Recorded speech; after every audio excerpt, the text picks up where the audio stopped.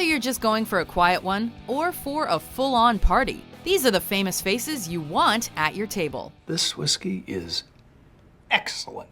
Nectar of the gods. Welcome to WatchMojo.com, and today we're counting down our picks for the top 10 actors and actresses who'd make great drinking buddies. For relaxing times, make it Centauri time. For this list, we've imagined who'd be the best movie star to bring to your local bar.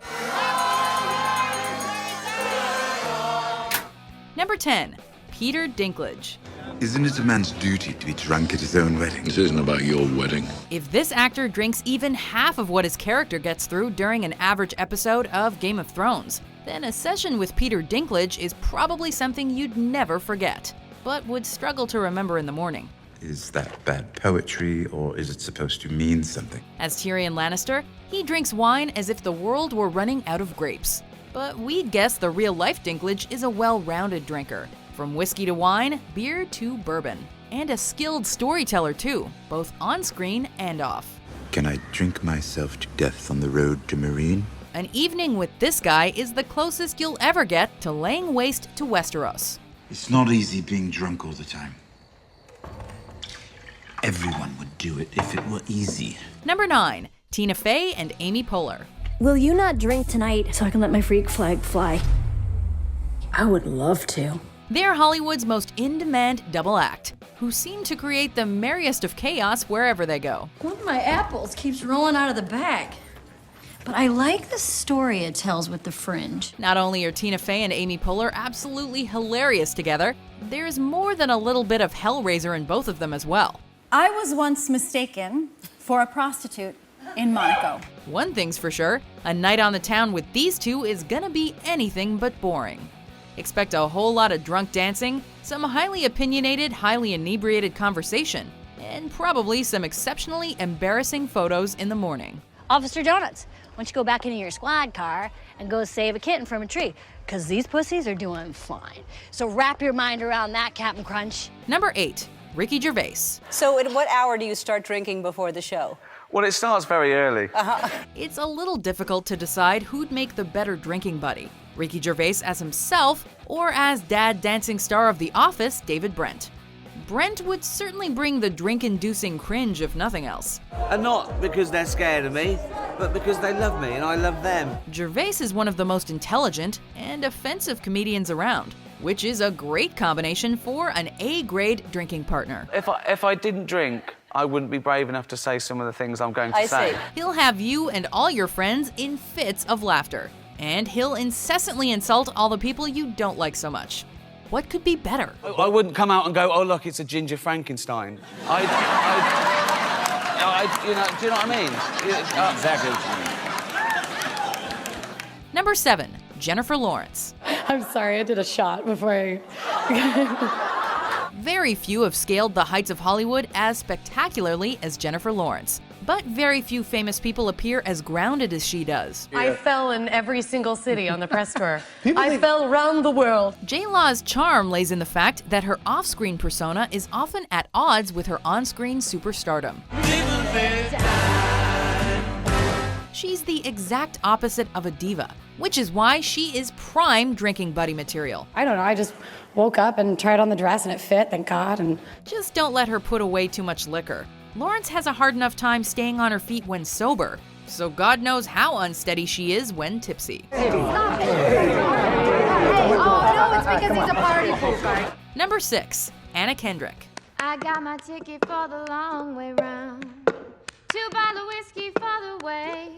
Another celeb that doesn't take her fame too seriously. Anna Kendrick could easily turn an average night into an awesome one. You're really drunk right now. I don't think you're gonna remember any of this. I'm not drunk at all, you're just blurry. The star of Pitch Perfect and The Twilight Saga, in her interviews, Kendrick is always quite open about how much of a normal life she leads. I mean, I'm trying now to, work out and eat some vegetables and, it's awful. I hate it. There'd be no high and mightiness with her at the table, just good conversation and company.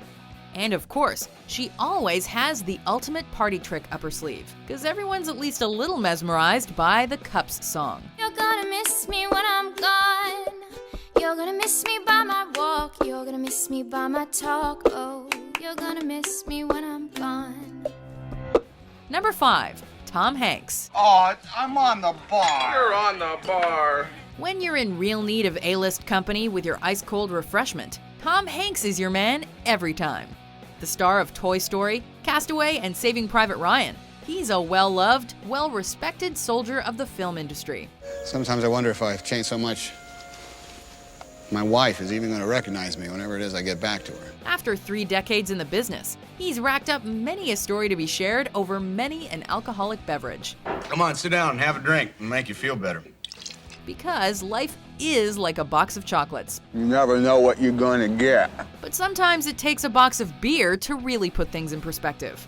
A drink with Hanks would result in one of 2 things: intellectual pondering or epic photobombing. Number 4. Brad Pitt. The first rule of Fight Club is, you do not talk about Fight Club. The first rule about going drinking with Brad Pitt is you do not talk about going drinking with Brad Pitt. Dodging bullets. The Fight Club film star is so supremely famous, you'd likely never make it to the bar due to the instant gathering of screaming fanboys and girls. But if you can find a quiet spot, we think Pitt could prove an excellent drinking companion.